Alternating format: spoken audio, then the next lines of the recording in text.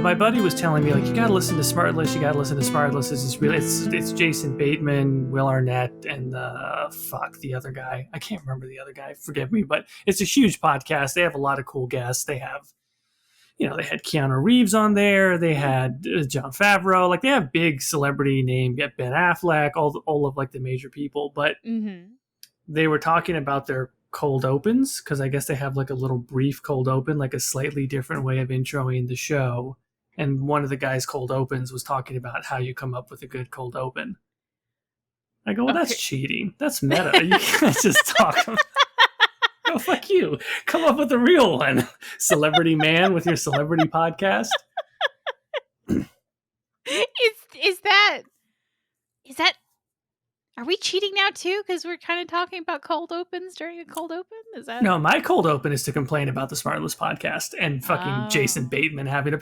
That's the thing where this is a Rogan problem, and whether people like Joe Rogan or don't, Joe Rogan was like, if you go back 10 years ago, and this is no disrespect to Joe Rogan, but it was like the reaction that people had to him was like, the guy from fucking Fear Factor? Like, that's kind of how people knew. And he was on sitcoms and UFC and stand-up comedy, sure, but he was like a D-grade celebrity. Nothing wrong with that. Maybe he's a fine human being. I don't know.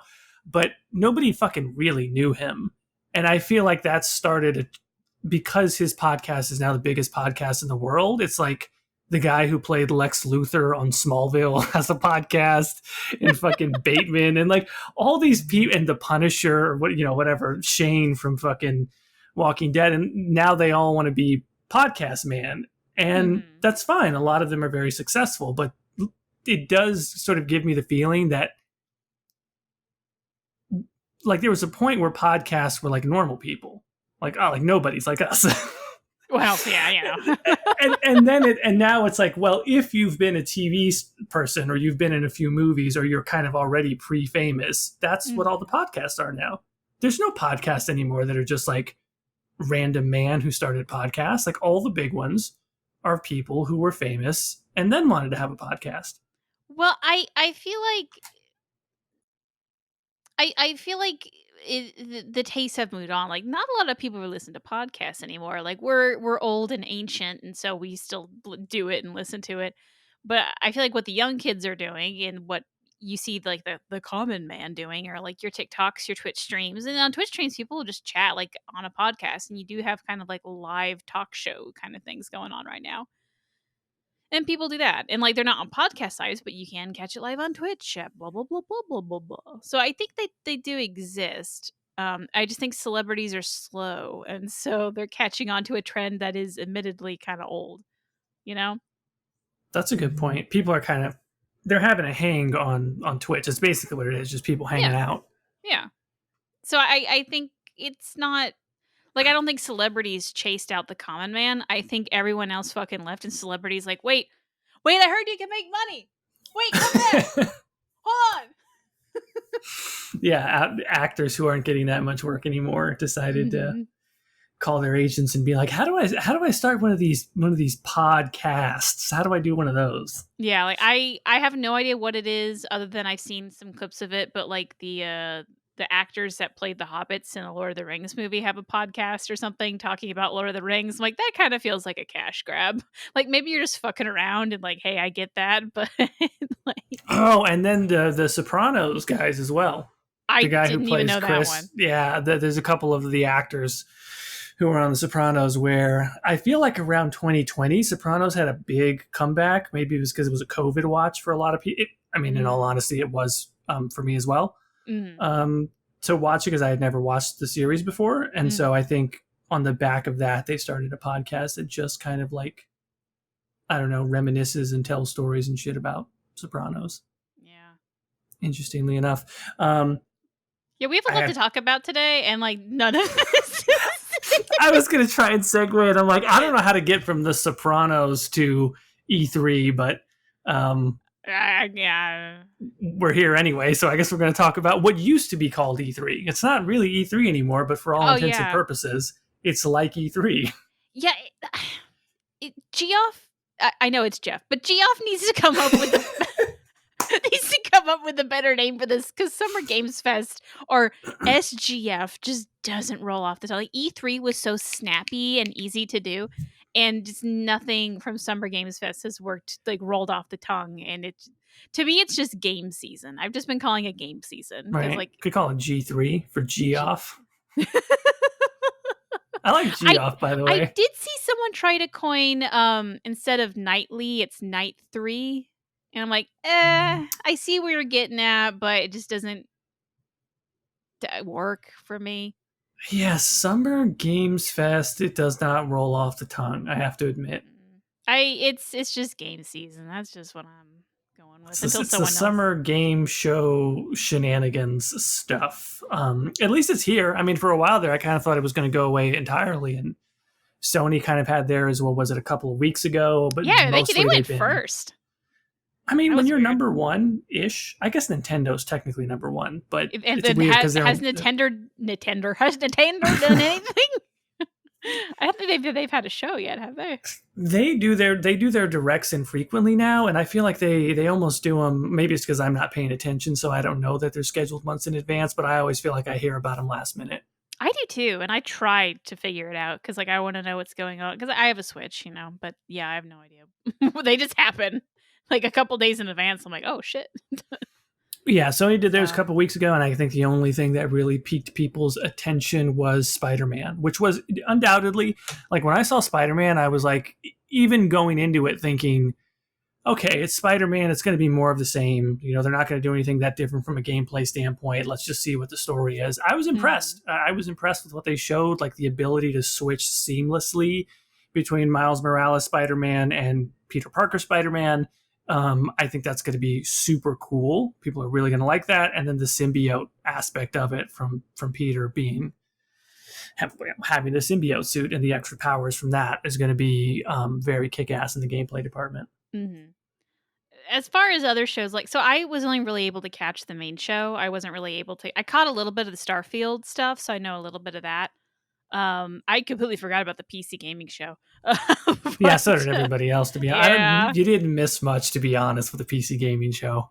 yeah. So the only thing that there really wasn't anything in like the main show that I was like, oh my god, it's whatever. Like maybe a little bit of Baldur's Gate, but yeah, bringing Jason Isaacs in, he's a guy.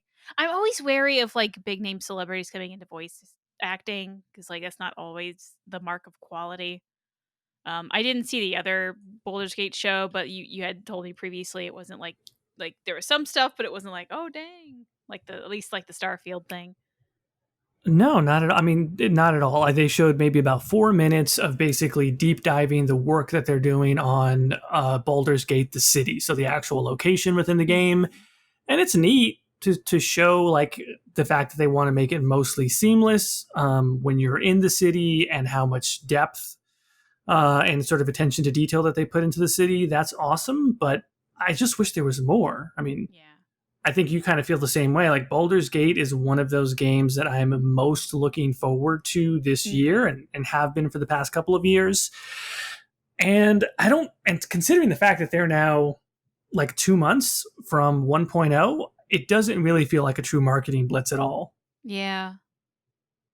I wonder why. Maybe they're just like that last month they're just gonna bang it out, or maybe because like there's just so much stuff coming out right now, especially since Starfield. Everyone's all about Starfield. They're just gonna kind of like back off and wait till closer to September. Yeah, maybe. One thing that I did think about is that they have such a unique model, Larian Studios does, with how they release their games. Mm-hmm.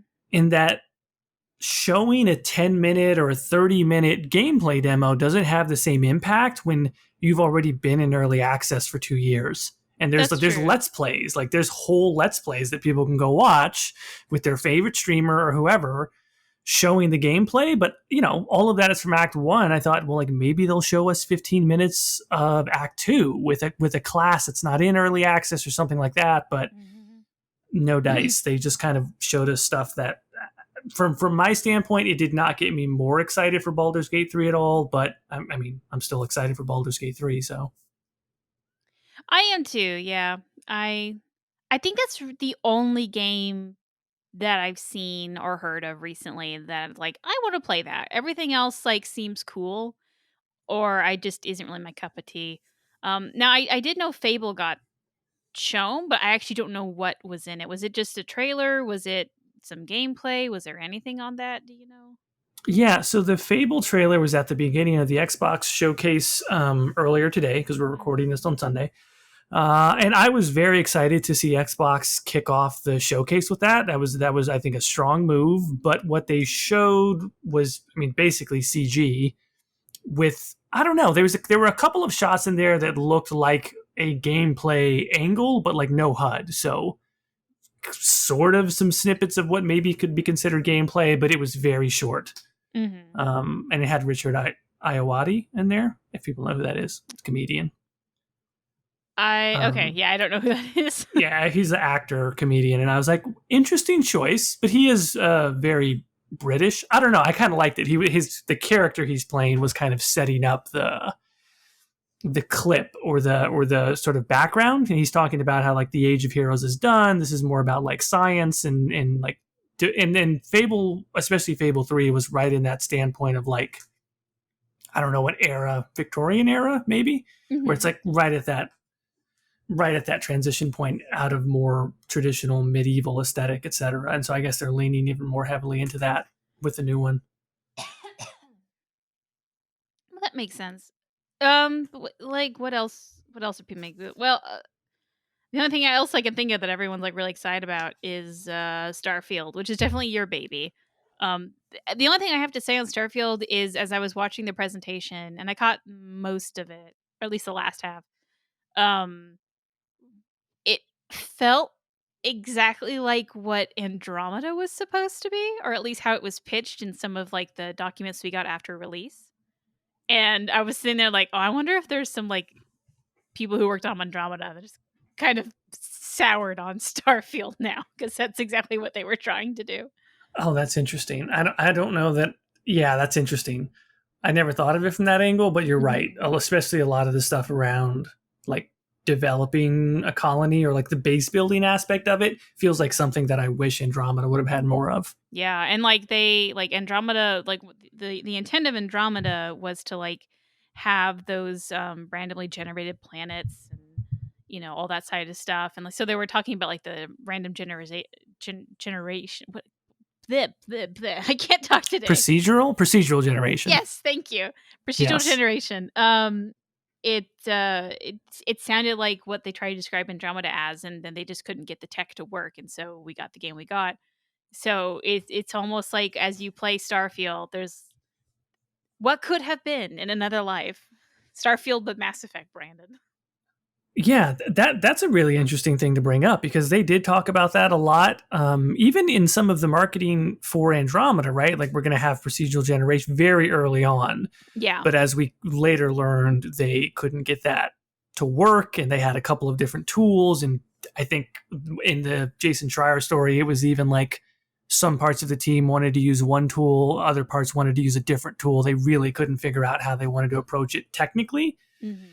And so it never happened, but procedural generation is very hard. And my reaction to what has been shown for Starfield, and it's hard to make this judgment thoroughly because we're being shown curated, like selective slices of things. Once we're free to truly explore ourselves as players, maybe we'll see a different type of quality manifest, but it looks really freaking good, man. Like, granted, they're trying to show us the best portions of it. Mm-hmm. But if the planets that they're showing are at all procedurally generated and not handcrafted, that's the best freaking procedural generation I've ever seen in a space game. And I say this as someone who plays Star Citizen and Elite Dangerous and No Man's Sky and all, the big ones that people play. Mm-hmm. And, I'd say like Star Citizen has gotten really good as far as the quality like of it, but maybe not so much on the diversity. Mm-hmm. And maybe No Man's Sky is on the other end of it where the diversity is good, but the overall aesthetic to it kind of looks really slapped together in procedural. Mm-hmm. And maybe Elite Dangerous is somewhere in the middle. But by far, Starfield looks better like than all of those as far as what the worlds look like. I was completely struck by that on everything they were showing. It was like, these worlds look really good. Like, granted, the cities that they showed, those are obviously handcrafted. But when they say, hey, you can land on a planet, blah, blah, blah, and they have that gameplay footage up, I'm like, if that's a random planet you can land on, that looks freaking spectacular. Like, I am very happy if that's going to be the final result.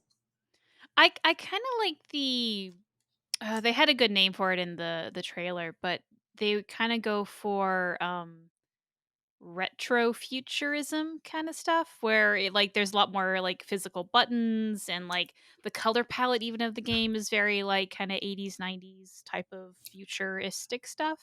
I Yeah, thought that was kind of NASA interesting. punk. NASA NASA punk. punk. There it It's is. such a great term, and I love it so much. Yeah, that is a really great term. So yeah, NASA, I appreciate that because it does kind of give it its own little feel.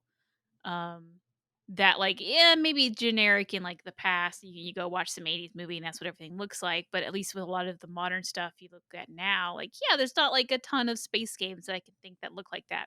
I do not have a wide breadth of space games, admittedly, so maybe I'm wrong. But at least from my point of view, it was fun to see. Which God, the fucking watch, the fact that they Oh, have I a want that. I want that watch so bad, but it's so stupid. I think one of my friends said the Constellation Edition, which is the super duper fancy special edition, is $300.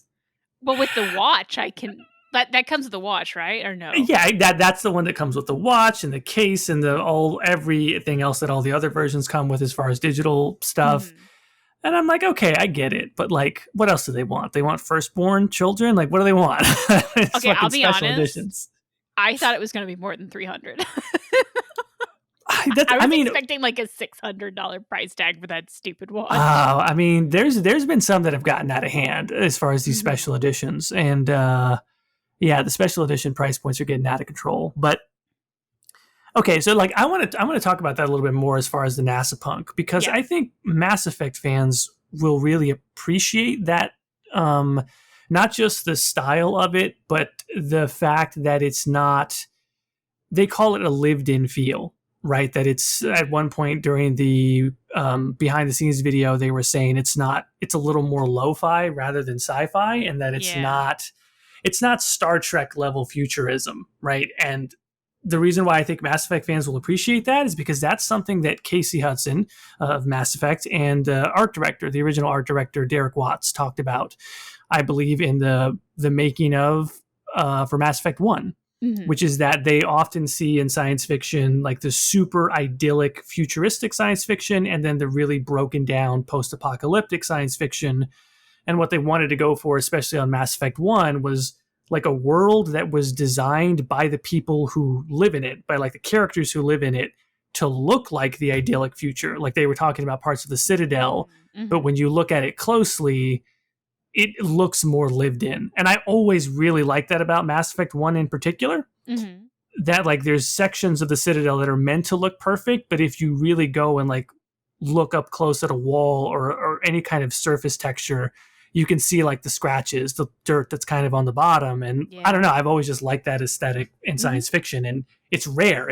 They're really right when they say it goes all the way to one side or the other. And so seeing Starfield do that is that's a nice touch for me. Yeah, I'm going to say I'm not going to play Starfield because Bethesda has a unique ability to make me throw up when playing their games. I don't know why. I don't know how. I've tried everything. I'm so barfy. I'm not going to spend money to do it. But the people though, and it's not just Bethesda, because I've seen other places that do this. We're now entering an era of human animation where we're falling more into uncanny valley for me than anything else. It's like a little too realistic, and I wish they would almost like be a little cartoony, because it's like you see a face, it looks really realistic, and then it starts to move, and the movement is just a little not right, and I just kind of find it ugly. And now for a Bethesda game, look at Skyrim. Holy shit. Bethesda's never had a good looking people. I'm sorry. So like it in a weird way it works. Jive on, you ugly little dudes. But it's like something for, I think Anthem had the same problem for a lot of their stuff. Like Anthem, that bugged the hell out of me. Good luck Dragon Age 4. I mean, But I thought Anthem was wildly improved compared to Andromeda, though. Of no, course, Andromeda took all the heat, but I thought Anthem was way better compared to Andromeda. it was. I think it's just like there. I don't know how to describe it. It just didn't gel with me. I think I just kind of like a more cartoony, a less realistic approach. I don't know.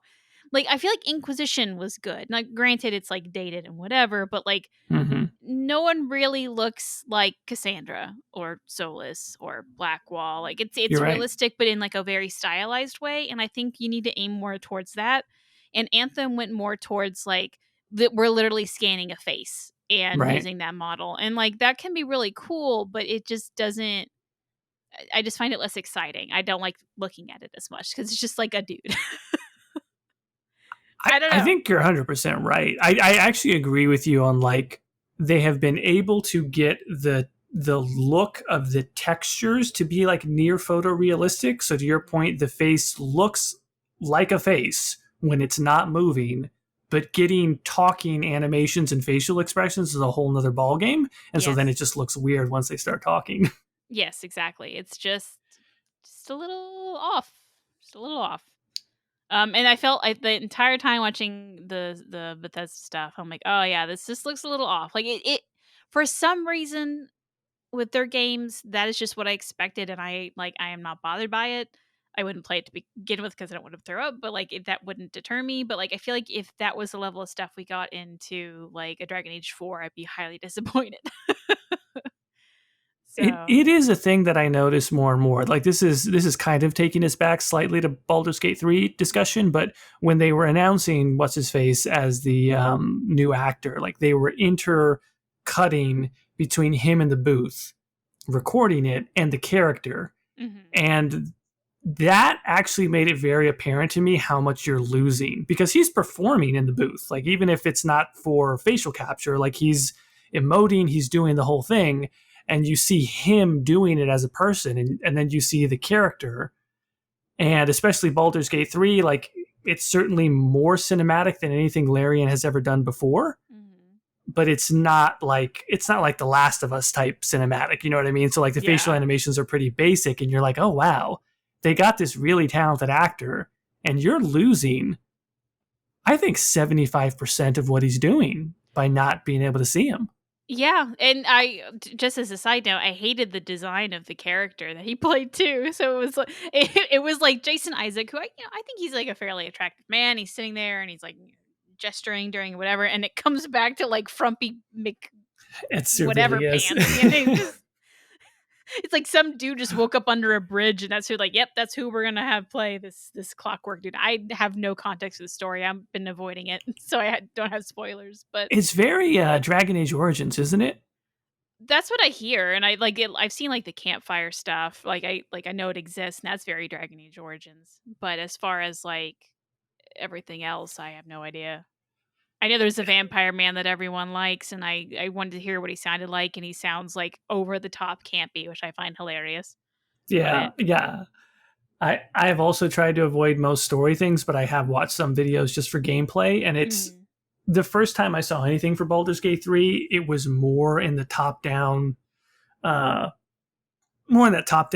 angle that we're used to from Larian, and every time I've seen gameplay since, they're getting closer and closer to it just being a third person. Yeah. I mean, I'm like, oh, that is like Dragon Age, actually. Yeah, I don't mind that, to be honest. But, like, it would be interesting if Baldur's Gate 3 and Larian's take on Baldur's Gate is more of a spiritual successor to Origins than the Dragon Age series. Because I feel like Dragon Age is going farther and farther and like away from tactics than Larian is. So yeah, I don't mind it either. If they do end up making it more like a third person game, I think that'll probably make it more accessible for others, and they're still going to have the dice rolls. They're still going to have all that hardcore stuff. But anyway, sorry for taking us back to Baldur's Gate 3. Starfield. I could talk about. To be quite honest, my hype level as I was watching it was very high. I could talk about Starfield forever. I think it is. I tweeted out sort of shortly before this that like this feels in a lot of ways like the game I've wanted my whole life. Like it feels like it has little bits of Elite Dangerous, Mass Effect, Star Citizen, even going back to much older games like Star Control and Starflight. The fact that you're going to be able to hire and manage a crew on your ship. Yeah, that was crazy. The Adoring Fan. They have the Adoring Yeah, Fan in I there. can't believe they brought him back. I love the design. When I saw it side by side, I was like, oh, that's great. That's good. I thought that was it. And when he came out, I was like, oh, what a great gag. Like, what a great Easter egg. And they're like, no, he's like a companion. You can bring him with you and everything. And I'm like, that's fucking wild that they did that. But I think that's... though? Yeah. Yeah, why not? And, you know, I just liked... I liked pretty much everything I saw from it. Like when they kind of did their brief little snippets of some of the companions / crew members / the Constellation sort of members of the organization that you're in. I like those characters a lot. I think the shipbuilding is wild.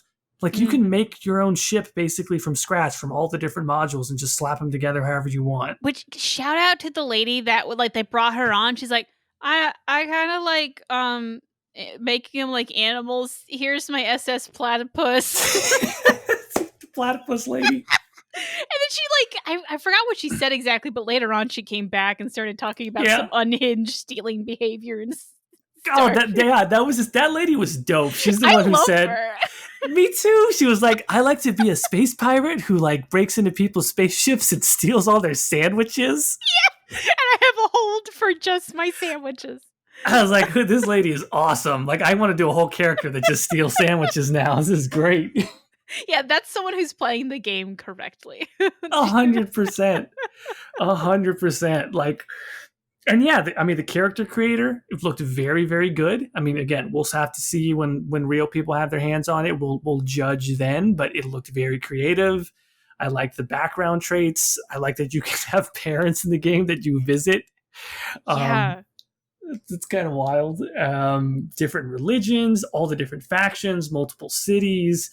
The creatures, I think, look freaking phenomenal. Very creative. Very kind of alien and random, but not random in a No Man's Sky type of way where it's just like eyeballs on top of wings that, you know, it looks procedurally generated. Yeah, it's not Spore. Oh, yeah, Spore. Yeah, Spore was like that too. I mean, across the board, it was like I wanted to see more about the settlement management building. We saw that. We saw more about the shipbuilding. We saw more about questing. I mean, really just kind of across the board, I think I saw everything that I needed to it wasn't anything new or shocking, but it was enough on all fronts for me to say, yeah, this is what they needed to show to get people to believe. And everything I'm seeing shows that people are very positive on the Xbox side of things from everything Xbox showed today. Yeah, I know, I've seen that too. And like having just like I did not see the Xbox show, but I did see the main show. And having just seen the main show and not the like no idea what they showed other than like Starfield, I'm like, yeah, Xbox probably did the better job. Yeah, I think Xbox killed it. And they also had some stuff like, I'm not a Persona fan, but a buddy of mine who's a Persona fan was like, man, Atlas showed, I think they showed the Persona 3.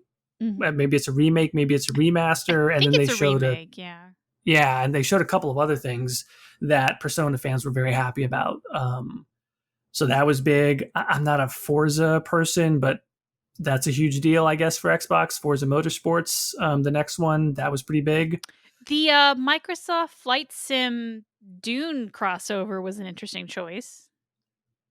I honestly, yeah, I was like so super. They did a similar type of thing with Halo vehicles being in Flight Simulator. So I was like, oh, I guess this is the thing that they like to do now, is just bring in sci-fi vehicles into Flight Simulator, which is weird, but yeah.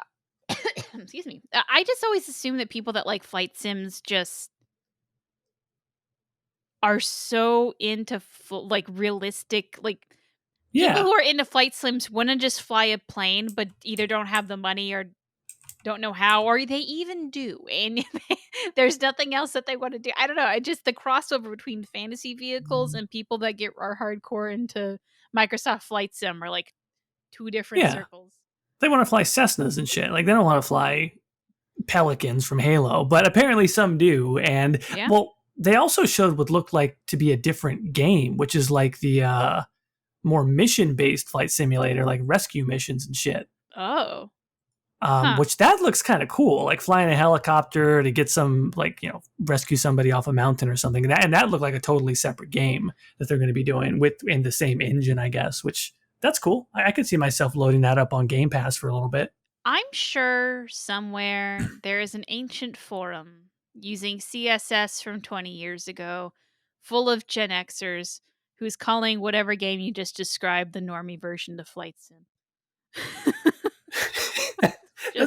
You painted a very detailed backdrop for that, but you're 100% right. I'm confident you are. There's no way you're not. Yeah, I can just see it. You're 100%. Okay, I know we do have multiple other topics to go to today, but just real quick. Clockwork Revolution. Did you see this at all? I saw like 4 still images. I did not see the trailer. What is this? Looks interesting. Some people were like, this really feels like BioShock Infinite aesthetic, but it's from In Exile, who made Wasteland 3 most recently. Okay, I don't know any of this. Yeah, Wasteland 3 is like, Wasteland was before Fallout, technically, like way back in the day, Wasteland 1. Okay. And it's like a tactics RPG, but I mean, it has a lot of choice and consequence. I'll say that, like a ton of choice and consequence, and it's party based. Mm-hmm. This one's going to be more first person, with some. I mean, how would we describe BioShock Infinite? Steampunky kind of a setting, not quite like medieval fantasy, but definitely not science fiction. And some people are kind of excited for that as a pseudo fantasy RPG. Okay. It will be first person though. I know you're not big on first person, but. Well, it just makes me barfy. They gotta have the good depth, good field of view settings or something like that. Yeah, I guess.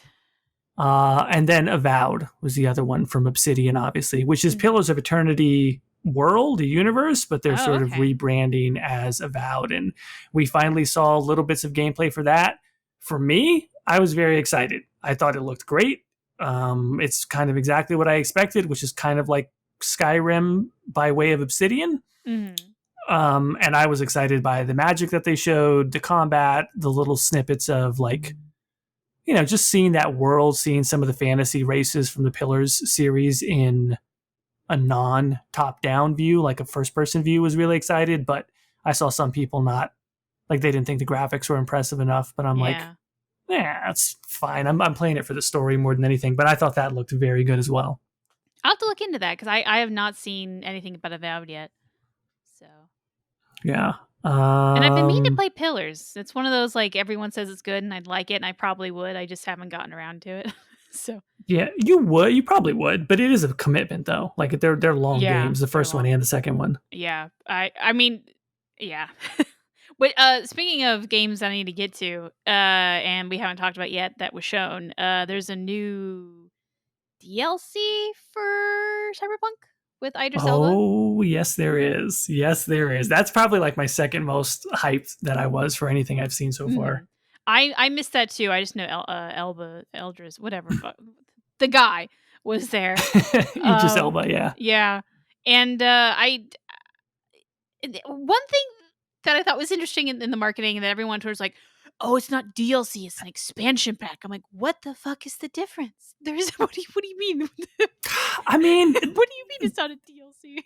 It depends on the company, because I feel like some companies definitely call certain things expansion packs when it should be called DLC. To me, it's a size factor. Like an expansion pack means definitely a whole new game space, lots of story, like, you know, like Blood and Wine, let's say in The Witcher 3, right? Yeah. Like that's huge. That deserves to be called an expansion pack versus like, I don't know, maybe the Overlord DLC in Mass Effect 2, which is great. Like that's a really nice little tightly contained story, but you knock it out in a couple of hours and that's it. Yeah. Versus an expansion, a true expansion pack should be 10 hours, 12, 15 at least, if not more. And like, they showed a little bit of that. They talked about it. Like, it's not just going to be a new storyline and new area to explore, although it will have that.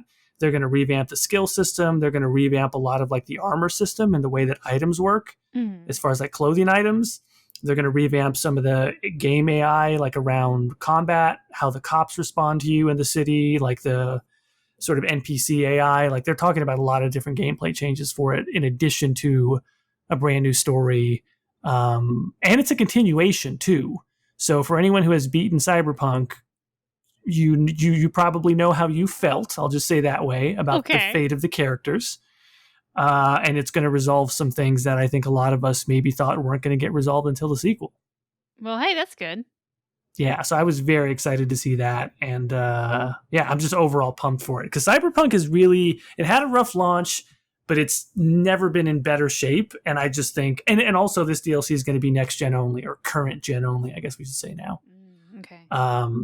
So I'm hyped for it. I'm ready for this. Yeah. I've been kind of sitting on Cyberpunk until like kind of its end of life, because with the rough launch and like my PC specs, which are a little bit old now, it's like, yeah, we'll let it get optimized a little bit, everything, and then we're gonna hit it. So I'm excited for that to come out, because then I'll actually start playing the first part of the game. I mean, I'm not saying I regret. I've beaten Cyberpunk 3 times, which is pretty wild considering it came out in 2020. Yeah. I'm not saying I regret it, but the best experience you're going to have is probably after this expansion comes out. Like, that's going to be the best way to play it overall. It's going to be way more polished. Did it really come out in 2020? Yeah, it came out 3 years ago. Roughly. It's going to be 3 years soon. Oh my God. I can't. What is time? Is a beard, yeah, man. What the fuck, man? Speaking of time, September's, I'm going to be fucked in September. Yeah, good luck, dude. Baldur's Gate 3 comes out August 31st. That's basically September. Starfield is September 6th, and the Phantom Liberty Cyberpunk expansion is going to come out the 26th of September. Yeah.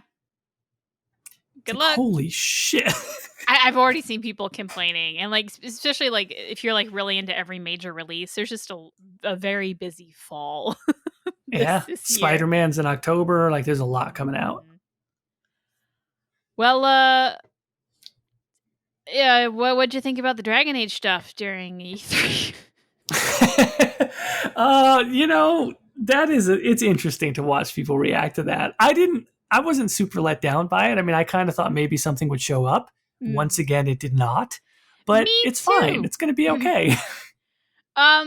Yeah. So I think a lot of the hype that people had came out of the comics that were recently released, which is a good segue for what we should talk about next, because you read the comics. I read them as they came out. I'm assuming you read them back to back pretty quickly. I basically read them all kind of in one go. So I have obvious feelings on it. So, but you just came off of it. You're hot off the press. Tell me, what did you think of all 4 issues of Dragon Age: The Missing? Oh no, you're gonna make me go first. I want to make you go first.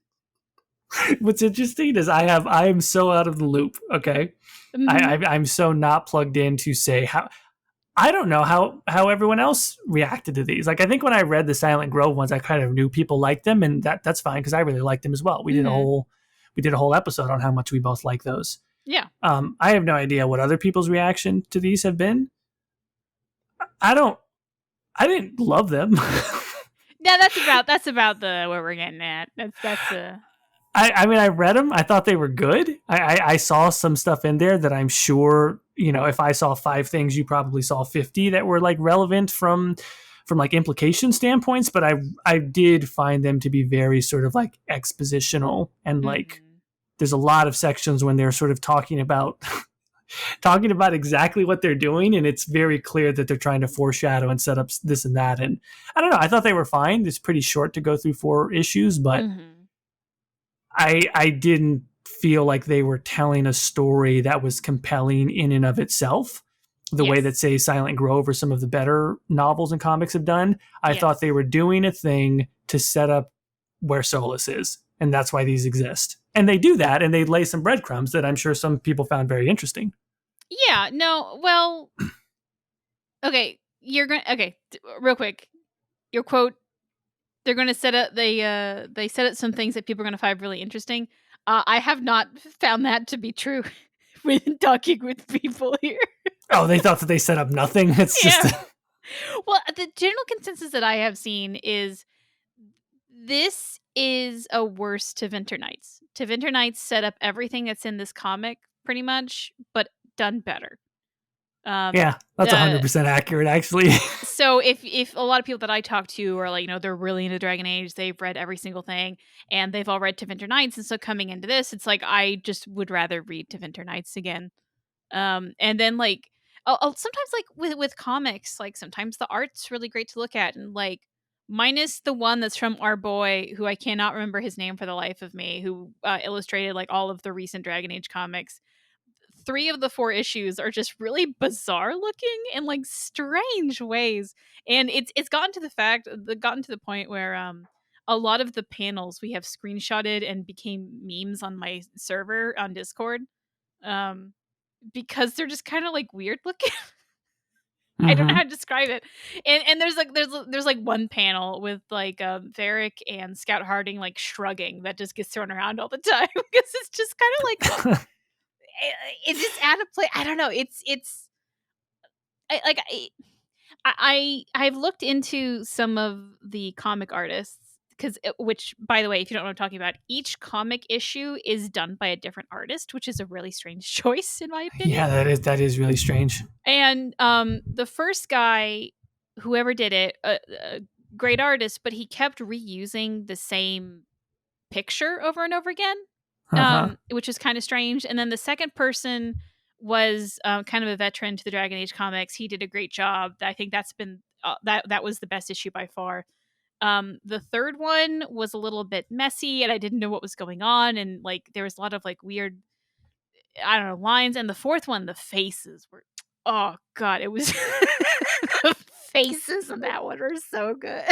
I feel like Varric looks different, like not just within the issues of this comic, but like every panel. What does Varric look like anymore? I mean, canonically, from Dragon Age 2 to Inquisition to like expanded stuff like this, I go, what the fuck does Varric canonically look like at this point? I don't know, because in the very first issue, he looks like your classic Varric. And then, like, if there was an intent to, like, have him age through the comics, that's not what happened.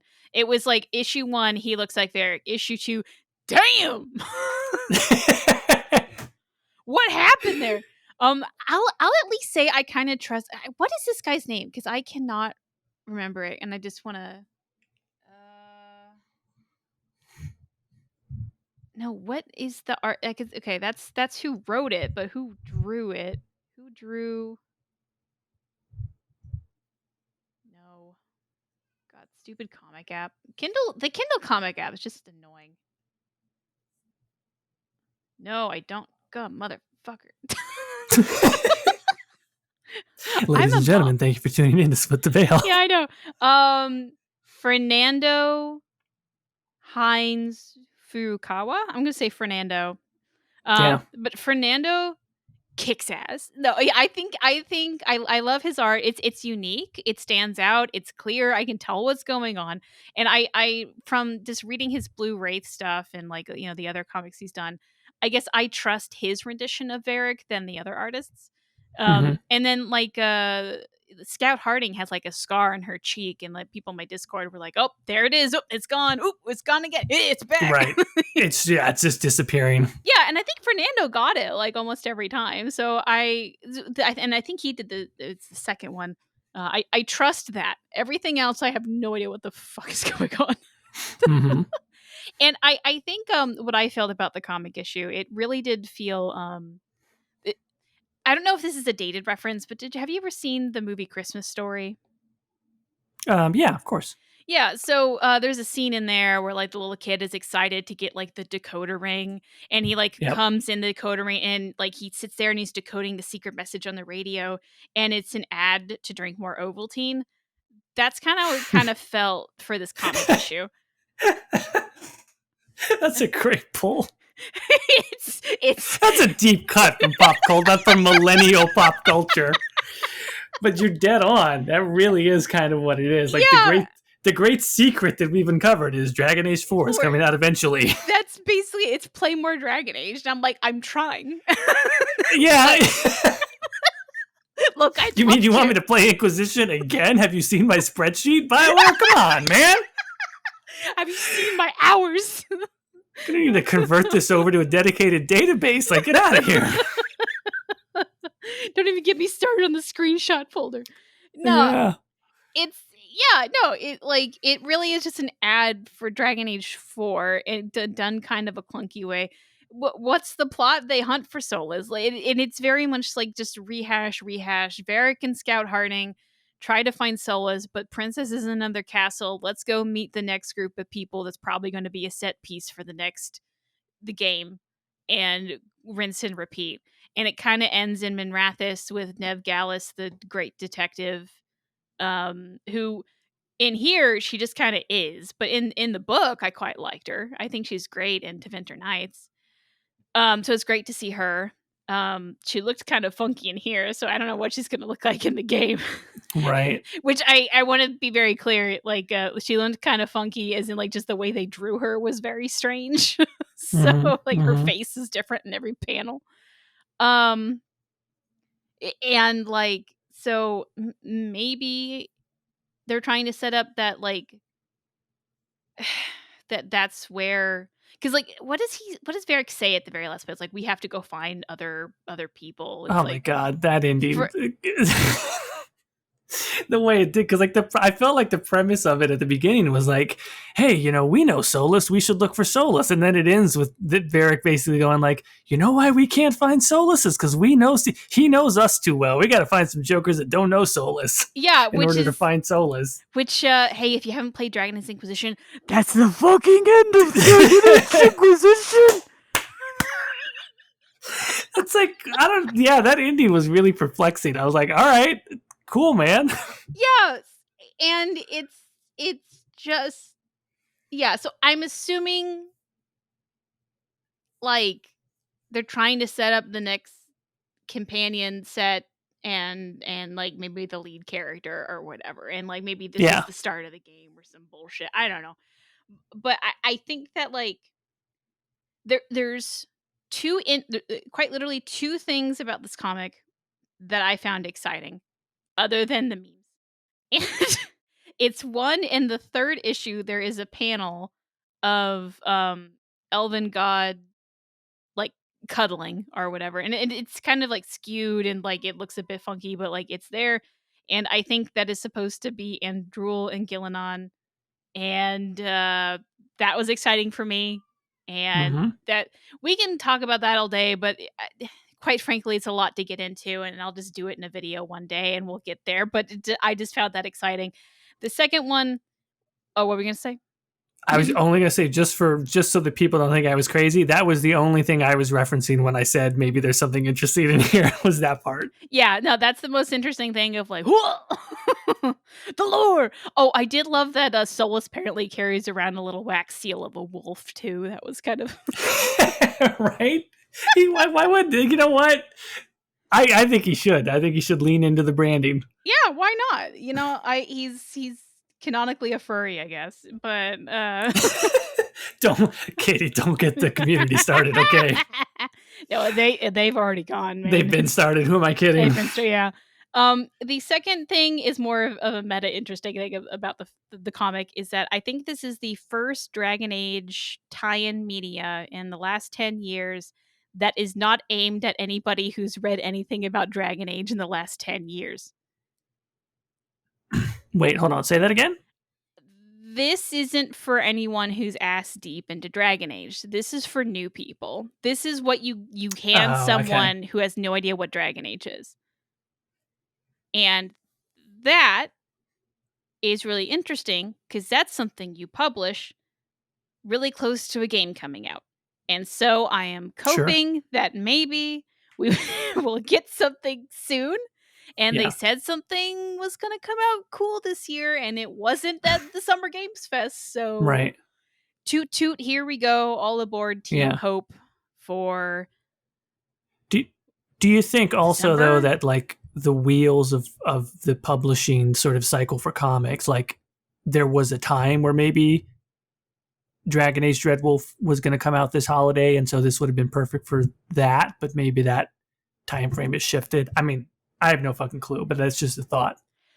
No, I don't think so. Because like they didn't even announce this until December. Like no, Yeah. I don't think so. I don't think so.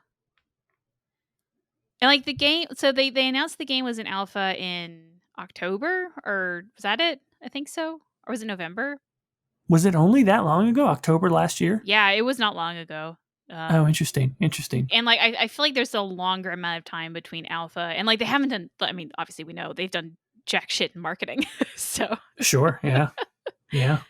um, but yeah, yeah. So yeah, the comics. People have been asking me to like do videos on them because people don't like reading comics. I'm sitting there like, I mean, I will eventually, but like, you're not missing much, man. Like it's this is easily a pass from me. Yeah, that's interesting that you frame it that way. It's for the newbies, and that Mhm. is valuable, certainly, because Yeah, we want new people to come in, but it does nothing really for the long-standing fans. yeah, and I do kind of wish like I feel like even if the intent is for new people, I think that could have done better. You know, like it was just kind of like in another castle, and just kind of Yeah. I don't know, and like it kind of like yeah, it's a lot of exposition because you're kind of setting up to some whatever, and I feel like if someone came to me and says like I'm really excited about this game and I want to buy in some of the tie-in media, what do you recommend? I'm going to throw them at Tevinter Nights. I'm not going to throw them in here unless they go, I have 10 minutes. What do you want from me? And I go, okay, here's Dragon Age Yeah. the Missing. Yeah. I mean, it's so interesting, right? Because it's like if someone like realistically was you wanted to maybe bring them into the Dragon Age community, like bring them into Dragon Age so they'll like it and be excited for Dreadwolf. Mm-hmm. I have one of two paths. I go, are they someone who's looking for it like more from a gameplay standpoint, like gameplay and story, but maybe more traditional gamer? I go, Mm-hmm. just play Dragon Age Inquisition. Yeah. Because that's a really, really, really good video game. It's fun to play. People who like tactics and RPG stuff, there's still enough RPG in there to sink your teeth into, and you're going to know the most relevant things about the story. Solus, Mm-hmm. though, especially the the DLC and stuff like that. Like play Yeah. that. That's still the best way to bring someone in to get them excited for Dreadwolf. If there's someone who's like kind of plays games, but maybe they're just looking for games that have good story, I would maybe even throw them at the anime first in a weird way. Because I feel like Mm. that anime is actually not bad. I feel like we talked about like that's actually kind of an entertaining show, Yeah, no, and it's it's fine. short. It's just it's very much just like here's kind of the world, but like I can't imagine it has anything to do with the game. You know, I mean, maybe it does, Well, but yeah, that I guess that from that standpoint, it doesn't have anything to do with the game. But like, if you like this world, mm-hmm. maybe start from there. Mm-hmm. But still, I think not this comic. The comic is no. Yeah. So it's easily the weakest Dragon Age release we've had since Mage Killer. I kind of liked Mage Killer more too, so I don't know because Dang, like I don't think I'm pretty sure I never read Mage Killer, but I think you told me and I heard that it was not impressive. well, it just wasn't impressive because it didn't go anywhere. Like it had some interesting parts, like the buildup of Tevinter they had I thought was kind of interesting, and like the characters were good. They just didn't do anything, and like this is like in a weird way kind of the opposite, where like there's a lot of things going on, but you don't really get a sense of the characters other than Scout Harding and Varric just having kind of confusing dialogue for 4 issues. So, Yeah. you know. Um yeah, but yeah, I I don't know. I'm going to forget about this and I think everybody else is too. Unfortunately, but I mean, Yeah. they're not all going to be they're not all going to be hits, and who knows? Maybe it will help on some sense for the newbies. But yeah, Mhm. when I was reading it, I was like, they could have done better with this. Like, no offense to those involved, but like the writing was really very sort of like, and remind me again why we are doing the thing that we are doing at this moment. And I'm like, Jesus Christ, man, come Mhm. on. It almost felt like If the comments talked like that and there were like 5 months in between releases, and like, okay, it's been 5 months, whatever. But it was like a month between each comic. We're good. Yeah, It, yeah. and if you just want to read Dragon Age comics, the ones we talked about earlier, they're in the fandom. They're just the Dark Horse comics, even though there's more than that Dark Horse. But like the early Dark Horse written by David Gator comics, those are great, and even the new They're ones I great. quite liked. The ones by Nunzio De Philippis and Christina Weir, like I quite liked those. I thought those were fun. Yeah, and Tevinter Nights. And well, that's a book, but yeah, Tevinter Nights. It's. Yeah. Really, any other Dragon Age media? I don't know. I don't want to say I hated it, because I don't. And there are Dragon Age media I do hate, but this one was just so like forgettable. And if anything else, this is going to survive in my memory for the memes. And I don't know. That's not complimentary. Wait, which media do you hate? Is it the Cassandra animated movie? No, I don't hate that one. No, it's the esoteric comic that came out. It's just called Dragon Age. Written by Orson Scott Card, and it's fucking awful. Orson Scott Card wrote a Dragon Age comic? Yeah, and it's the worst. Holy shit. It's fucking bad. Oh, it's bad, Jordan. We have to do an episode on that, because it's really bad. Wow, that's hilarious. Yeah. I did not know that. How fun. Yeah, it's easily the most hated media within the series. Everyone forgets about it. It's not canon. And probably the most notable thing, so I did a video on it. It was actually probably my earliest media reviews for Dragon Age, and Mark Dara commented on the video like years later saying, "One day I'm going to be at a con with a couple drinks with Mike Laidlaw, and we're going to talk about this comic." I'm like, oh god, I hope so.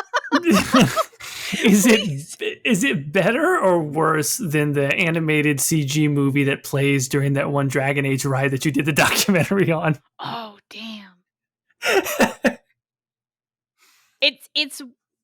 It's worse, because I almost take offense at the comic. And, wow. And the ride is just kind of so strange, it's joyful. So yeah.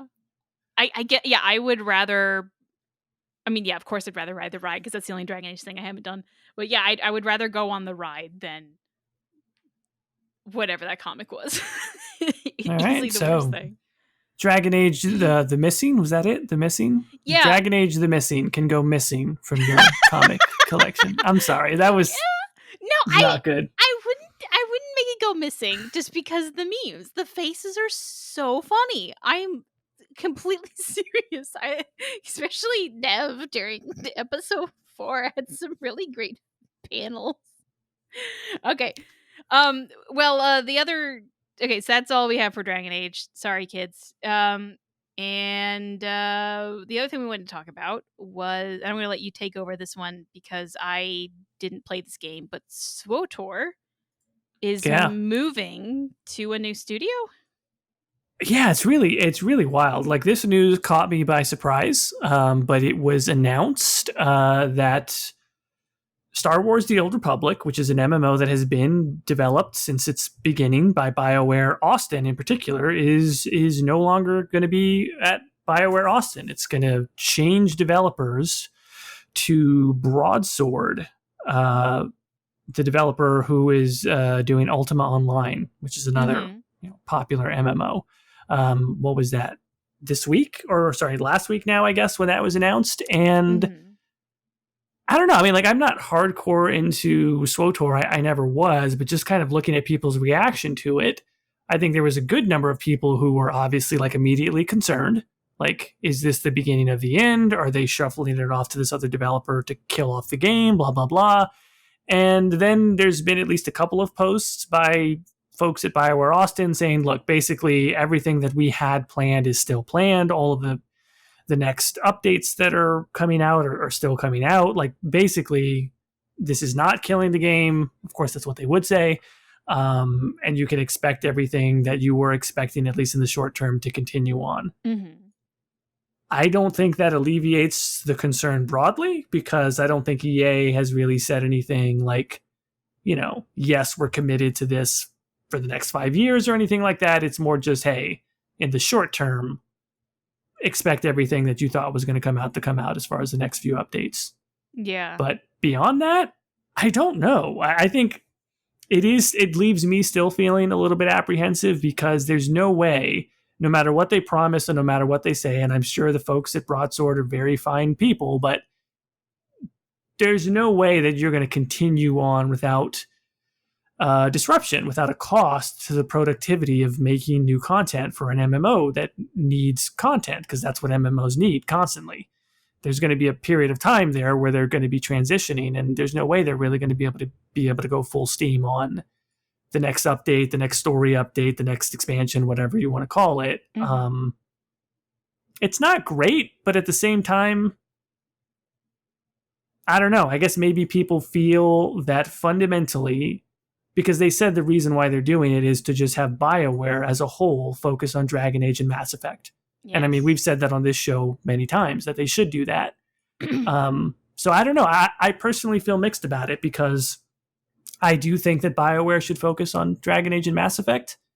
However, I really like Star Wars The Old Republic. Like, I've really enjoyed playing it over the years, and it's really good. Like, the class storylines, especially now, can almost be played like single-player RPGs themselves. Mm-hmm. And there's really good writing in them and really good storytelling. And I don't know. If the game ever does shut down, they need to find a way to release that as single-player content. Like, they really, really do, because it's really quite good. Mm-hmm. I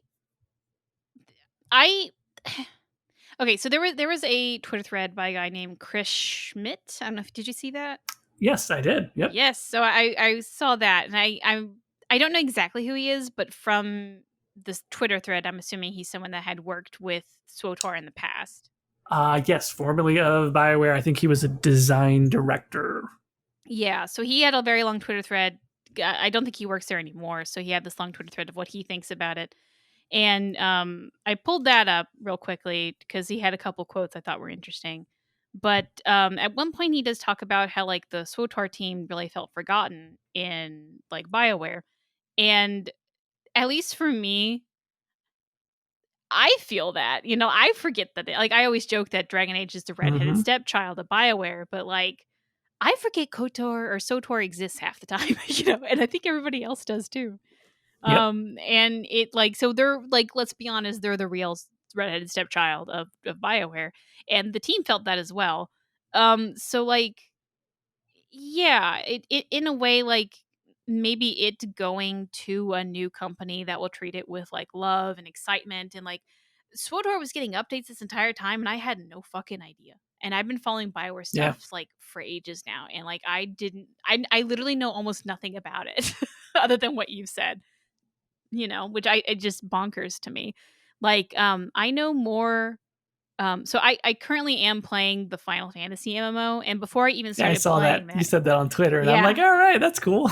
we could talk about that later. But like, even before I started playing it, like I actually heard a lot about it because people were talking about it, and I even would see the marketing and stuff like that. And I've seen none of that for SWTOR. If they do marketing, I have no idea. I don't. It's really unfair. Like, it Mhm. really seems unfair because SWTOR is successful. Like, from all indications, it's profitable from a money standpoint. Like, if EA wants the microtransactions and DLC and all this little like live services stuff, Mhm. and we say like, even we say like, oh, BioWare's not really good at that. That's not really what BioWare. No, BioWare has done that successfully. It's just BioWare Austin. Mhm. Like, they are doing exactly what is within EA's business model. People forget that Star Wars The Old Republic got like a 9 out of 10 from IGN when it came out. Mhm. The fans like it as far as those class storylines. It has, maybe not the biggest numbers, but it's got dedicated, PvPers, people who are, into role playing servers, and like it has all of the things that a good successful MMO should have. Mhm. And yet it doesn't, like, still we sort of say like, oh yeah, BioWare is all about single player RPG. It's like, no, they've had a successful MMO now for 10 years. And it's Yeah. like we all just forget. Yeah. I forget all the time.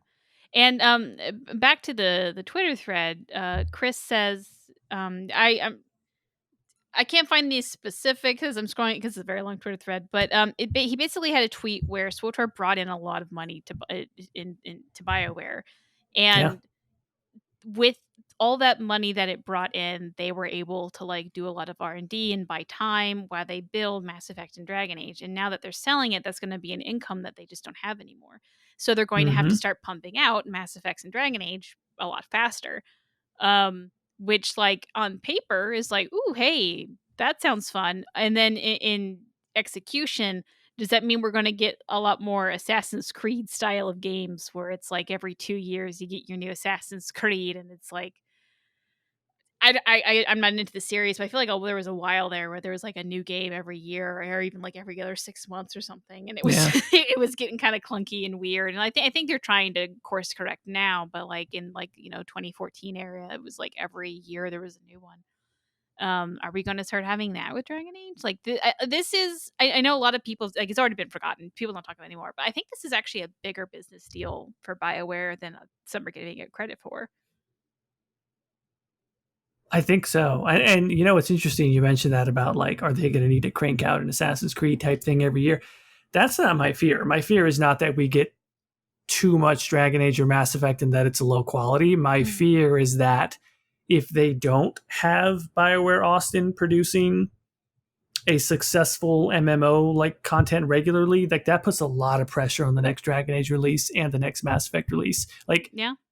They now absolutely do not fit into the model that EA has had for a long time about a live services focus. Because of the Jedi series, the Star Wars Jedi series, Jedi Fallen Order and Jedi Survivor at Respawn. And it's like very clear, like the CEO of EA said, more or less, because of that game, we started believing in single player content again, which is fucking wild. Yes.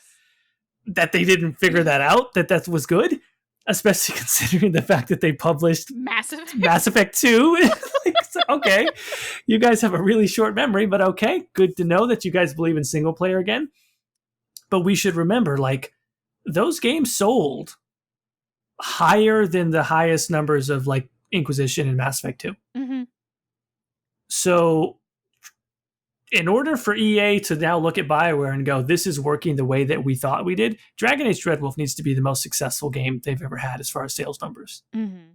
And if it's not, they're going to be like, well, we kind of said you guys can do this and focus on this in single player because of this Jedi model, but you guys aren't doing Jedi numbers. So what are we doing with you guys now? I guess I would put my money on the next Mass Effect being really huge. Like, unless like Dragon Age just like takes a big shit on the floor, like it is just embarrassing, which I really hope is not the case. But like if Mass Effect 5 or whatever they're calling it now, like I feel like that's the big decider, because Mass Effect has always been the more profitable of the two. You can see it in the BioWare store, where like every week they come out with a new N7 thing, and us Dragon Age fans are like, feed me, can I have something, please? And like,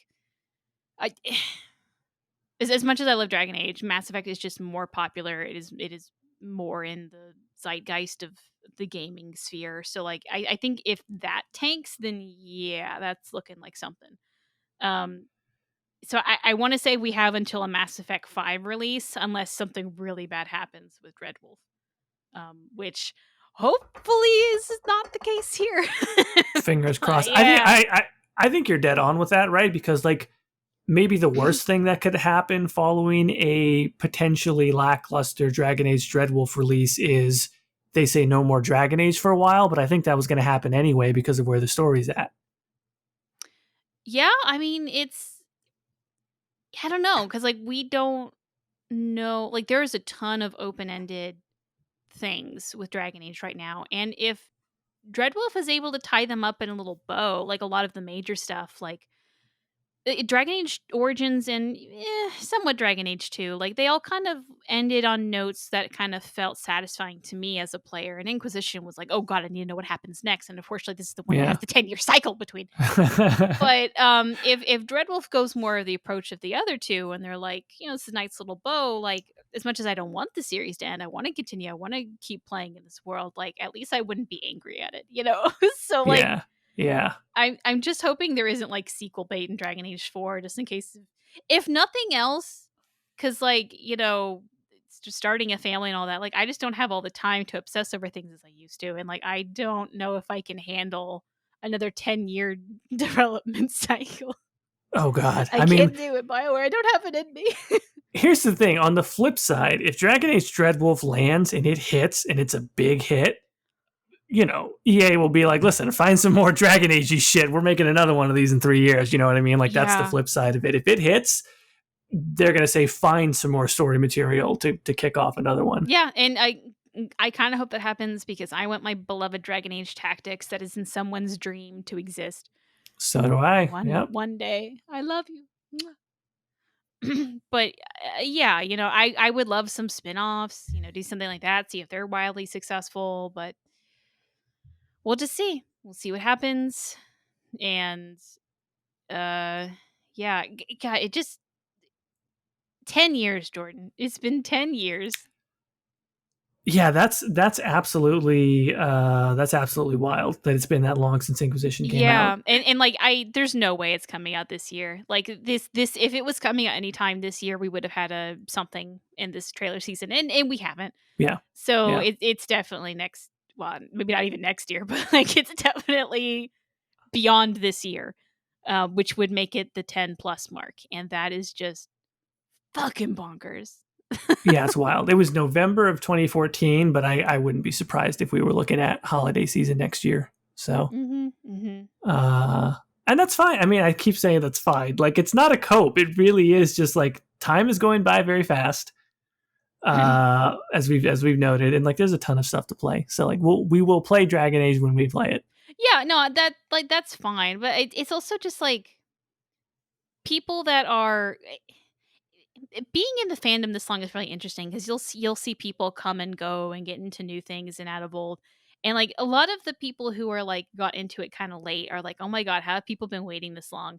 Why is this game taking so long? Because they don't know the obsessive history of the behind the scenes of Dragon Age, of that like there was another Dragon Age game in between Dreadwolf and Inquisition that was supposed to be Dragon Age 4, and it just died. They killed it. There was another game that they had worked on that they just gutted, and maybe one day we'll figure out more about what Morrison, which is the codename for it, will be. Right? It's or no, is it Joplin? It's Joplin. Oh, I get them mixed up now. Them and their code names. Yeah, I don't know which one it is. Whatever the middle one is. So yeah, it's technically we have waited 2 game cycles, and one of them just didn't come out. Right? Exactly. And that kind of sucks. So yeah, when did the current iteration start, you think? When was the Drake's Destroy article? Because that's when it was reported on to us, at least. I feel like it was 2020-ish, yeah? No, it wasn't. The article did not come out in 2020. It was earlier than that? It was earlier than that. 2018? 2019? It might have been 18, because it was at least after Anthem. Well, when the fuck did Anthem release, dude? I don't even know.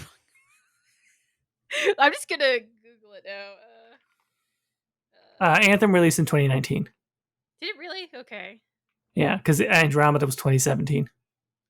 Okay, so the past and present of Dragon Age 4, which was the one that we talked about, was a 2019 article, roughly in April. And that probably, and I think that we had guessed that Laidlaw leaving was the mark of the game actually being rebooted. We don't know for certain, but that was our assumption. And I think he left in late 2018, close to December. So I think that the current game technically started production in let's say like December 2018, but round up to 2019. So what? That's about a 4 or 5 year production, also including whatever the fuck happened with COVID, which I'm just going to add tacked on a year. Like that's about a 4-year development cycle. That's average. That's actually not that bad. Yeah. So technically, Dreadwolf has actually not been in production that long, except that it has. It's weird. Yeah. Yeah. God, I can't have anything in this life. Dragon Age is going to be deleted off the server somehow, and they go, oh, shoot, and lose their losses, and I'm just going to sit there and sob and say, this is my life now. You can have Baldur's Gate 3. Let's just say that. I guess. And I am As a liking consolation the Final prize. Fantasy game, so I guess I can have that. But What about 15? And then everyone's getting hyped for 16. Do you have any interest in those? Okay, Jordan. Final Fantasy, in my opinion, and I did Yes. grow up on Final Fantasy X, but Final Fantasy needs a level of camp. And this new one that's coming out looks so gritty, dark, serious that it just doesn't work to me. I need some guy in some short shorts and a Meg Ryan haircut to tell me to smile more and laugh, and it's just really fucking weird. At least the MMO does have that level of camp, and it's really strange, and so I've been enjoying it. All the other, like, there's the Final Fantasy boy band simulator where you drive around in a car. Like, you would think that has the camp. I just haven't seen it. It just doesn't look good. I don't know. The more modern Final Fantasies, I just don't. It doesn't spark the joy that some of the ones I played in my childhood had. But the MMO one so far has. So I have been enjoying it, and I'm not usually an MMO person, but I have been playing with like some buddies, so that's been Mm-hmm. nice. But like, yeah, man. It's weird playing an MMO. Because they're just like, there's other people there. Right. It's like, hey, what are you doing in my RPG? Yeah, really. Because the game really plays like a single player game, and then you're trying to buy in a shop, and like some dude in a Speedo starts doing a strange dance. Damn. I have never played 14. What about 7 Remake? You ever maybe give 7 Remake a chance? I might one day, because I wanted to play 7 as a kid, but long story short, I just never had a PlayStation 1, and I didn't know how to play it on PlayStation 2. I just really haven't had the time to really pour Yeah. into it, and like it's like split into 3 games or something like crazy like that. Like, what is even going? Yeah, the one that's released is only like part 1. Yeah, and like part 2, and like I don't even think part 2 is the end. I think there's like another one. I did also, apparently there's a rumor that Final Fantasy X, my beloved one, is going to be remade as well. And that one I guess I would pick up more than 7, just because to see what it is. But yeah, one day I would like to circle out back with 7, but there's just so much that I would want to, like, I want to, I actually own Cyberpunk, and I want to actually play that one. I want to do Baldur's Gate. I want to finish Final Fantasy, which is already, I barely made a dent in that stupid game because I barely have time anymore. But so We got things to play. We yeah, got Starfield coming out for while we wait for another Mass Effect game to come out many years from now. It's true. All right, I think that was everything we wanted to cover. Yeah, I think that's it. Yeah, I feel like a lot's happened, and we just haven't been. I've been super busy. I'm about to move again, so I don't even know when the next time we'll record. Yeah, stuff's happening, but we'll put things together, and the next episode will be out when it's out. Indeed, hopefully before July. I say it's like the beginning of June. Fingers crossed. Sure, why not? We can be optimistic for once. Yeah, you know it is. So the people who listen to this show are used. They've been waiting for Dragon Age Dreadwolf this long. They can wait a few weeks for the next episode of this podcast. Yeah, actually, they're good at waiting. As a side note, yeah, we've been doing this a long fucking. We have almost known each other for 10 years, which is weird because like, yeah, some of my friends I haven't known that long. You know, not to say you're not a friend. Really wild. Yeah, no, but it's a long time frame. I think about that too, of like how long we've been doing the podcast, and I just try not to think about it. It makes me feel old. Yeah, it doesn't. It both does and doesn't feel like it's been that long. I don't know. Yeah, I agree. God. Anyway, where can they find you in this existential dread that we're now experiencing? They can find me on the internet at the Exalted March on YouTube and on Twitter. Where can the folks find you, Caitie? Crying in a hole. They can find me. They can find me at Twitter at Ghildirthalen and on YouTube, and I don't know, maybe some other social media. Not really though, but anyway. Blue Sky Social. Oh Jesus! And with that, Duress all.